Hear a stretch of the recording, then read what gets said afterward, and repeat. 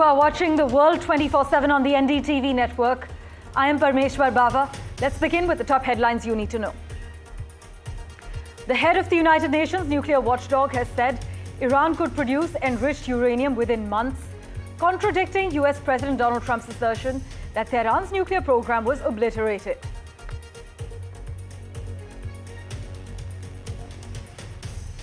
External Affairs Minister Dr. Jaishankar will be in the US till the 2nd of July to attend the Quad Foreign Ministers meeting set to take place on the 1st of July.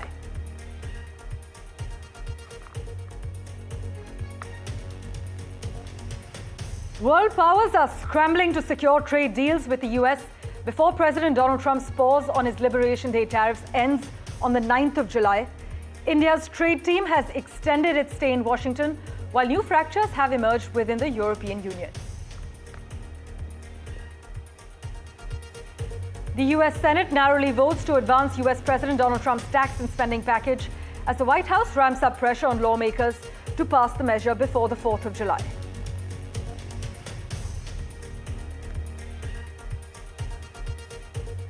To strengthen its economic immigration framework, Canada will introduce a new permanent pathway to residency this year, building on the foundation of the Economic Mobility Pathways pilot, as per local reports.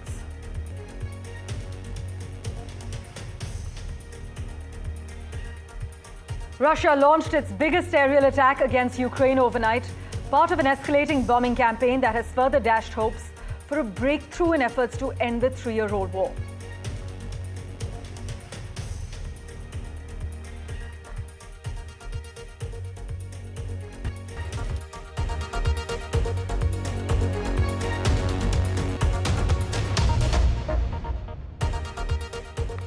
Our big focus, the head of the United Nations nuclear watchdog has said Iran could produce enriched uranium within months, contradicting US President Donald Trump's assertion that Tehran's nuclear program was obliterated.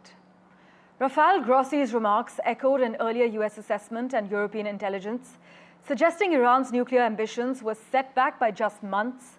Senior Iranian officials also reportedly said the US strikes weren't as destructive as they'd expected. While the American attack may have stalled Iran's near-term ability to actually make a bomb, some of the targeted facilities might not have existed if Trump hadn't abandoned an earlier nuclear deal in his first term. This is what experts have told local media.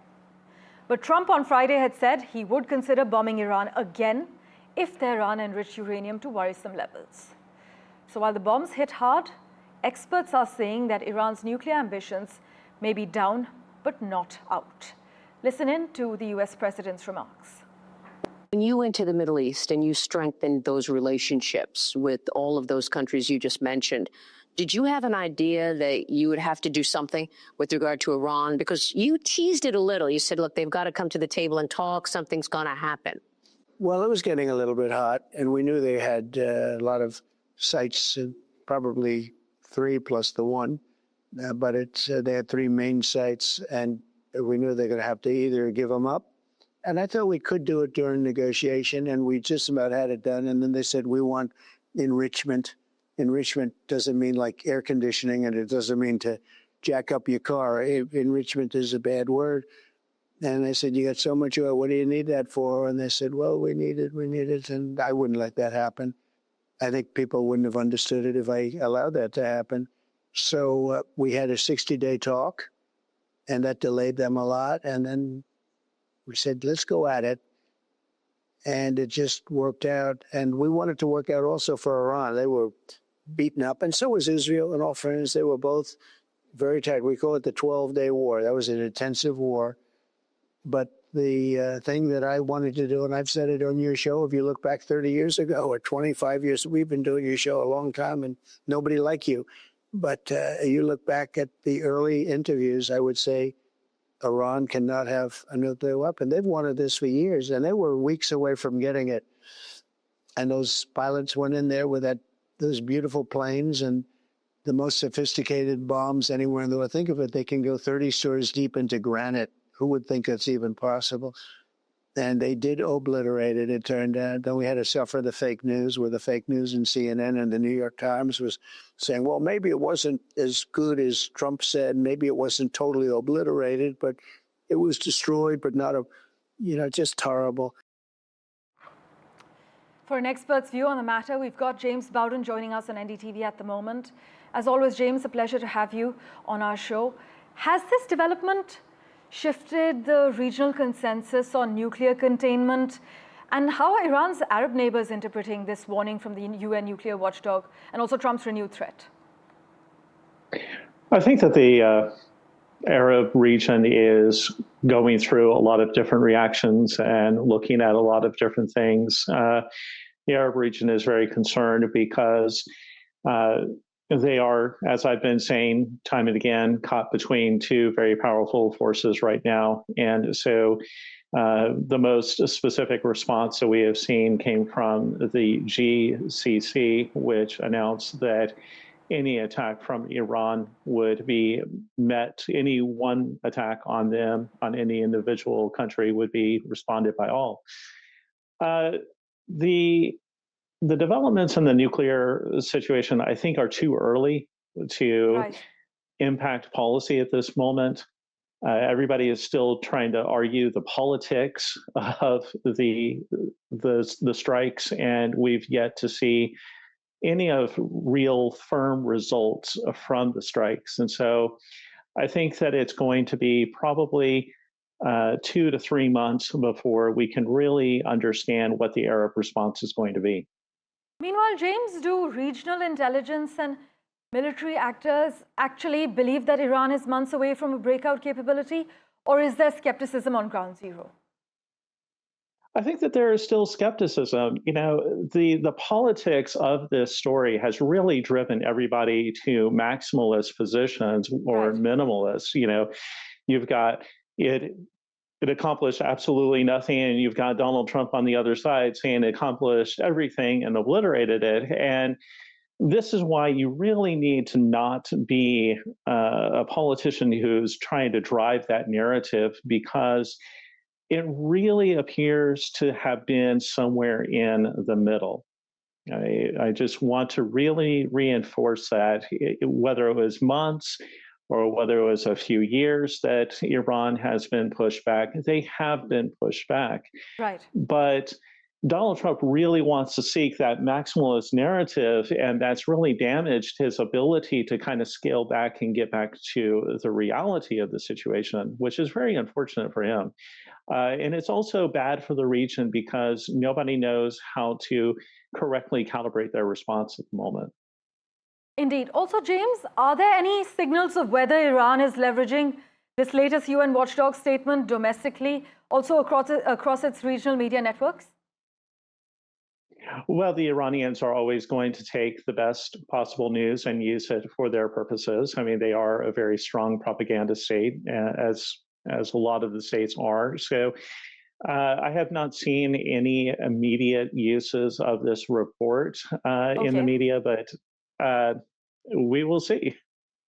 Of course, we'll keep a close eye on all the key developments with you, James. As always, thank you so much for making time for us. My pleasure.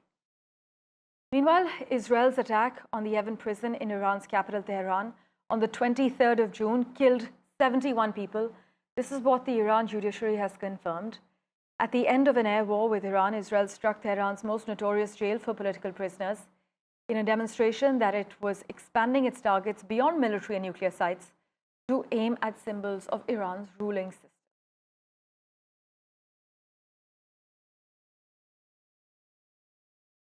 Well, let's switch tracks now to the other big story we're tracking. India's trade team has extended its stay in Washington to iron out differences as the two sides look to clinch a deal before the 9th of July deadline, when higher US tariffs are set to kick in. The in-person negotiations, our sources have informed us, were initially supposed to run through the 27th of June, but were extended by a day, raising hopes of an interim trade deal. Both sides have dug in their heels over a few key issues, including Washington's demand that India open its market to genetically modified crops. My colleague Rishabh Bhatnagar has been tracking all the details for us very closely. He joins us live at the moment with a quick update. Rishabh, what's the lowdown before that 9th of July deadline? Right, Parmeshwar, what we picked up and what we've also what we're also given to understand is that Indian negotiators in Washington have extended their stay for at least one additional day. And all of this comes for this crucial July 9 deadline, this 90-day tariff pause deadline, which is sort of looming over like the spot of Damocles. What we're also given to understand is that talks were facing some sort of hurdles and obstacles, given the fact that US was insistent on broad market access within India for its agricultural as well as dairy produce, both of which are extremely sensitive sectors for Indian farmers, given that we are still a very, very large agrarian economy. But we've also picked up that Indian negotiators are not willing to budge on that, at least in this interim trade deal or this mini trade deal that is being looked to reach before the July 9 deadline. This also, again, is coinciding with this crucial Secretary of State visit that is being planned by the Ministry of External Affairs. We're seeing Marco Rubio come to India before that. So both of them very important diplomatic as well as economical events coming up for India and the US. Always. Thanks so much for joining us with the latest details. As my colleague Rishabh Bhatnagar was mentioning, External Affairs Minister Dr. Jaishankar will visit the United States until the 2nd of July. This is at the invitation of the US Secretary of State Marco Rubio. And during this visit, he will take part in the next edition of the Quad Foreign Ministers meeting that's scheduled for the 1st of July in Washington, D.C. Now, the Quad Foreign Ministers meeting will continue discussions from their last meeting that was held in Washington, D.C. back in January on the 21st. They are expected to share views on important regional and global issues, especially those related to the Indo-Pacific. In fact, let's go across to my colleague Mohammad Ghazali, who's kept a close eye on the key developments and the plan of action. Ghazali, take us through Dr. Jaishankar's POA as far as his touchdown in the US is concerned.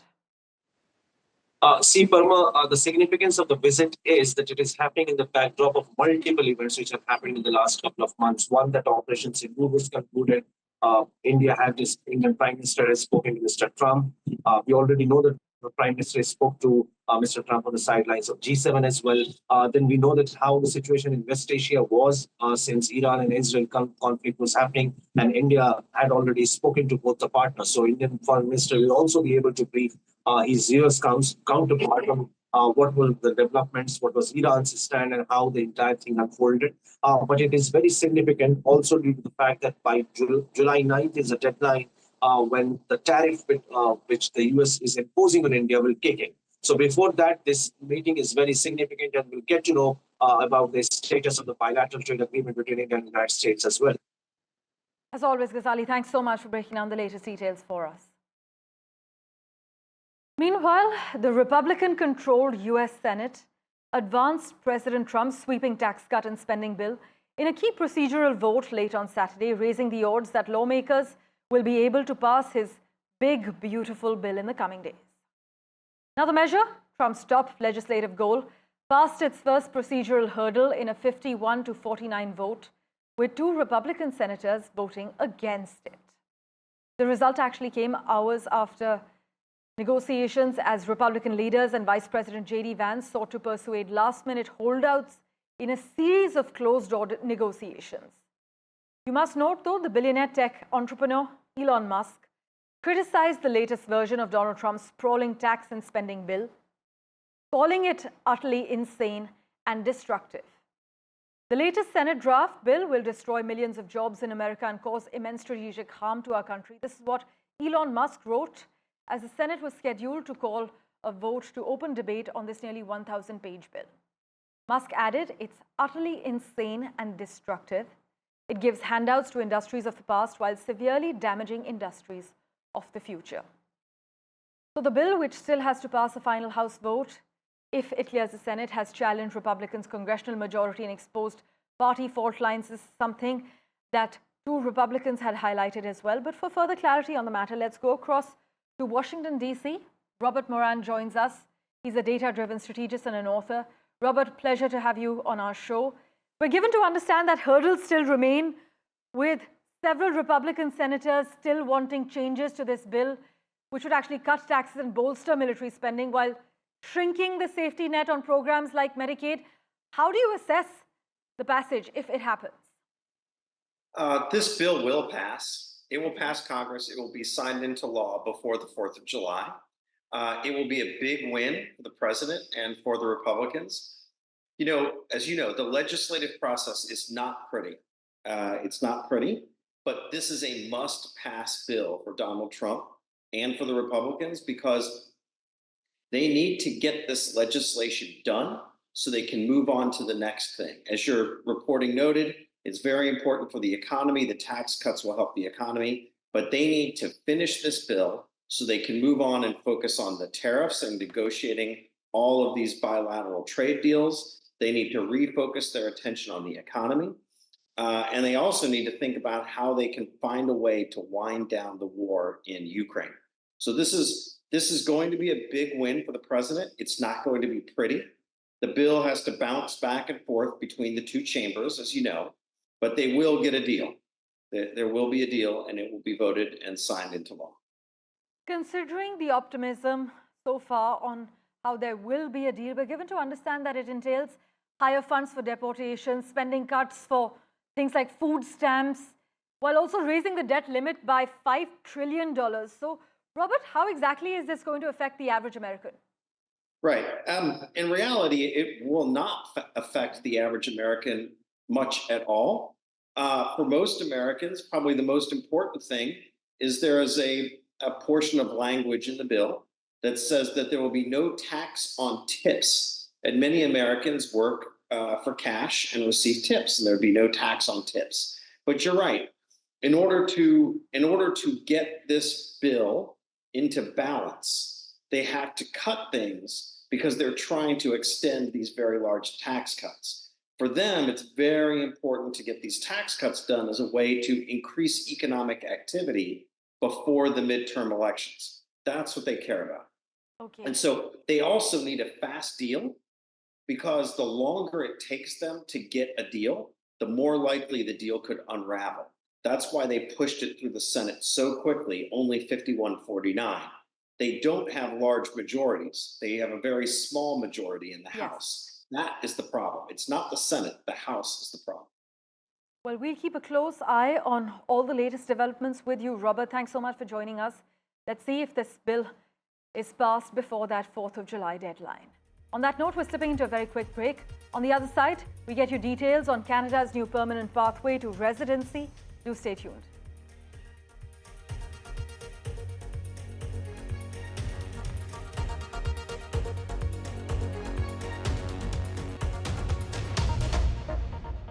Welcome back. Well, to strengthen its economic immigration framework, Canada will introduce a new permanent pathway to residency in 2025, building on the foundation of the Economic Mobility Pathways pilot, according to local media reports. In fact, the initiative aims to offer displaced individuals and skilled refugees a stable route to live and work in Canada.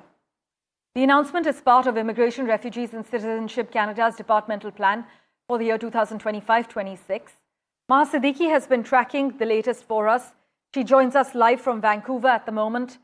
Maha, do we have details about the eligibility criteria and program structure, or are they still awaited? Well, the eligibility here will be that you have to be a skilled refugee or a displaced person, and the documents need to be furnished for that, or from an IRCC-approved partner. It has to be clarified that the person is a refugee or a displaced person, but the skills need to be there. The skills that are required in the labor market in Canada, which is already outlined under what they call the NOC or Tier 1, 2, 3, those need to be in place before the person is before the person can avail this pathway for a PR. But there is a caveat here, Parmeshwar, and I'll point that out. This is at the moment speculated that this will become a permanent pathway for PR. At the moment, this was a pilot project that was launched in 2018 till 2023, then extended to December 2025. It has been fairly successful. This year, we are seeing that the no-job offer stream has already closed in half the year because there are the number of applicants that they require already there. As far as the other ways of getting into the EMPP is concerned, which is this pilot program that we're talking about. There is the Atlantic immigration, the provincial and the regional immigration, which is for the northern territories that again at the moment has been closed. So you can clearly see the number of people coming in through this pathway, which is a pilot program so far, is already fairly robust. And therefore, at the moment, it is being speculated that this will be turned into a permanent pathway for PR after December 31st this year. But we'll have to wait for a final word from IRCC. Of course. Thank you so much, Maha, as always, for breaking down the details for us. With that, let's turn our attention to Russia's invasion of Ukraine. Well, Russia has launched its largest air attack since the war began, firing over 500 aerial weapons at Ukraine. Kyiv says 477 drones and decoys, along with 60 missiles, were unleashed, with 475 shot down. Still, the strikes hit regions far from the front line, killing at least 2 and injuring 12, including children. President Zelensky says this attack proves Putin isn't serious about peace and is urging stronger international support and US air defense systems. But amid this chaos, Ukraine is now moving to withdraw from a global landmine ban, citing Russia's use of banned weapons. As you can tell, this war is escalating, and Ukraine says global pressure is needed now more than ever. Atlantic Council's Ukraine editor Peter Dickinson spoke to NDTV earlier regarding the latest developments. Here's what Mr. Dickinson told NDTV. What are your comments on the massive attack launched by Russia on Ukraine? And, there seems to be no let-up. And though there have been some signs of a possible peace, now it almost appears impossible in a hopeless situation, sir. Last night's bombing was the latest in a series of such attacks. It was, the Ukrainians say, it was the largest single bombing attack of the entire war.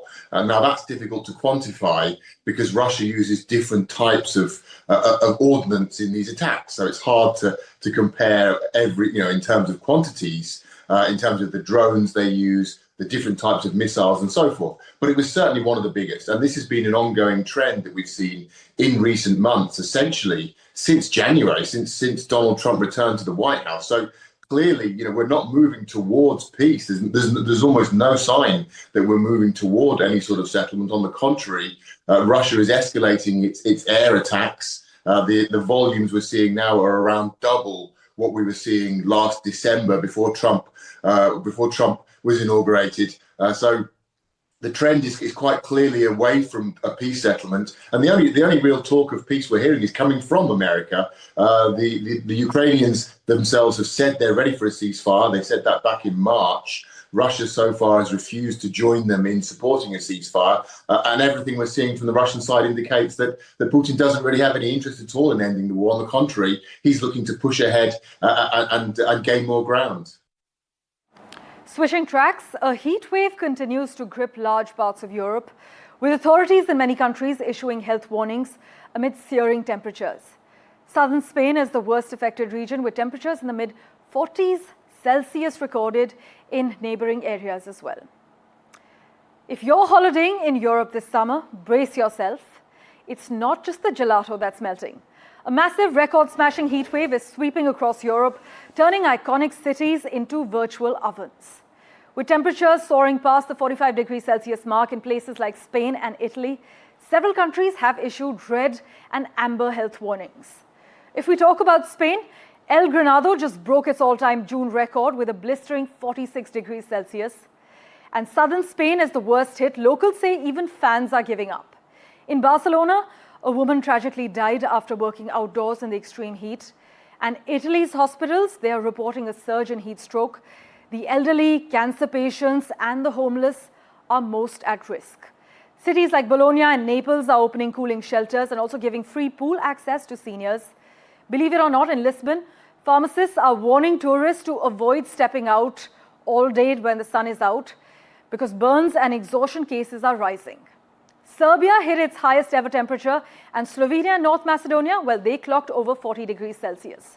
So what exactly is behind the scorching heat? Well, a stubborn high-pressure zone is trapping dry, hot air over Europe. The result? A heat dome that's cooking the continent. And scientists say climate change is making such extreme heat waves 10 times more likely than before industrial times. So if you are heading to the continent for your summer holidays, hydrate regularly, yes, even if you're sipping Aperol, and try and avoid going out between 12 to 5 p.m. Meanwhile, anyone who lights up on a beach or in a public park in France will be breaking the law under new rules aimed at protecting children from the dangers of passive smoking. Bus shelters and areas in the immediate vicinity of libraries, swimming pools, and schools will also be affected by the smoking ban. And the rule is being imposed 1 week before the beginning of the school holidays in France in a clear bid to immediately protect children from smoke on the beach. However, to the disappointment of some anti-tobacco activists, the ban does not cover the terrace of bars and restaurants where many French still happily light up. They're also unhappy that the ban does not apply to e-cigarettes. Thank you for investing your time in watching this edition of The World 24/7. As always, we'll keep tracking the latest for you. Do stay tuned.